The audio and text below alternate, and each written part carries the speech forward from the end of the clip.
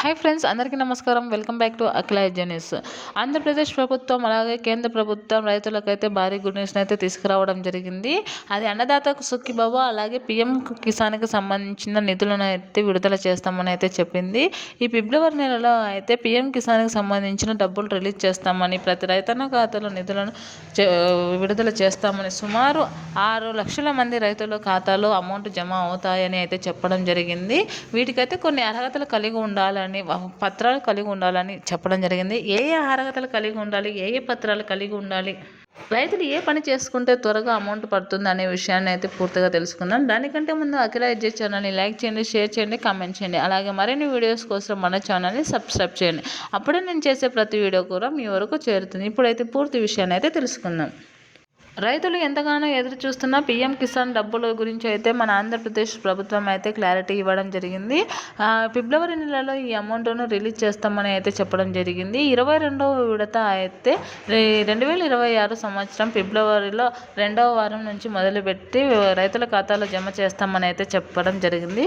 సుమారు 6 నుంచి 8 లక్షల మంది రైతుల ఖాతాలలో అయితే అమౌంట్ జమ అవుతుందని చెప్పడం జరిగింది. పీఎం కిసాన్ అనేది వ్యవసాయ భూమి కలిగిన రైతులకు ఆర్థిక సహాయం అందించేందుకు ఫిబ్రవరి 2019లో కేంద్రం ప్రారంభించింది. ఈ స్కీమ్ ద్వారా వేలాది మంది, లక్షలాది మంది రైతుల ఖాతాలో 6,000 చొప్పున ఆర్థిక సహాయం అయితే 3 సార్లు నెలకు డైరెక్టుగా రైతుల ఖాతాలో అయితే జమ కావడం జరుగుతుంది. ఇప్పటికీ 21 వాయిదాల ద్వారా రైతుల ఖాతాలో అయితే జమ కావడం జరిగింది. ప్రభుత్వం 21వ వాయిదాల ద్వారా 4.09 లక్షల కోట్లకు పైగా పంపిణీ చేసింది. ప్రధానమంత్రి నరేంద్ర మోడీ నవంబర్ 19, 2025న తమిళనాడులోని కోయంబత్తూరు నుంచి పీఎం కిసాన్ పథకం 21వ విడత నిధులు విడుదల చేశారు.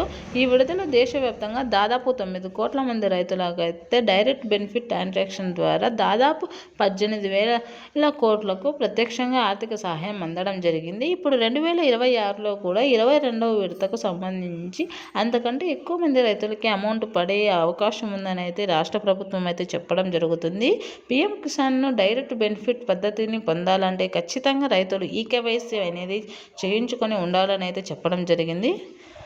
అలాగే ప్రతి రైతు కూడా Aadhaar card, bank account book link అయి ఉండాలని చెప్పడం జరిగింది. అలా ఉంటేనే రైతులకు అమౌంట్ అనేది పడుతుందని చెప్పడం జరిగింది.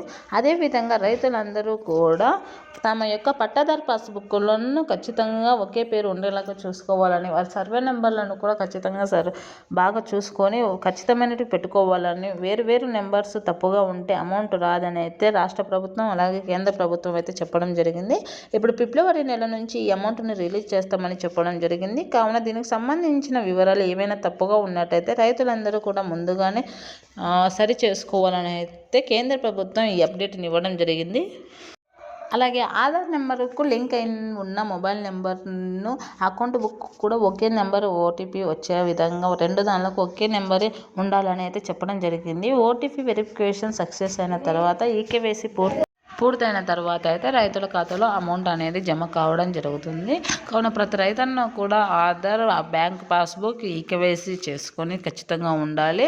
అలాగే పట్టాదారు పాస్బుక్లో కూడా ఖచ్చితంగా పెట్టుకోవాలని అయితే చెప్పడం జరిగింది. కావున ప్రతి రైతన్న కూడా వీటినన్నింటినీ దృష్టిలో పెట్టుకొని ఈ పనులన్నీ చూసుకొని గవర్నమెంట్ రిలీజ్ చేసిన వెంటనే మీ అకౌంట్లో ఆ డబ్బులు పడే విధంగా చేసుకోండి. Thanks for watching this video.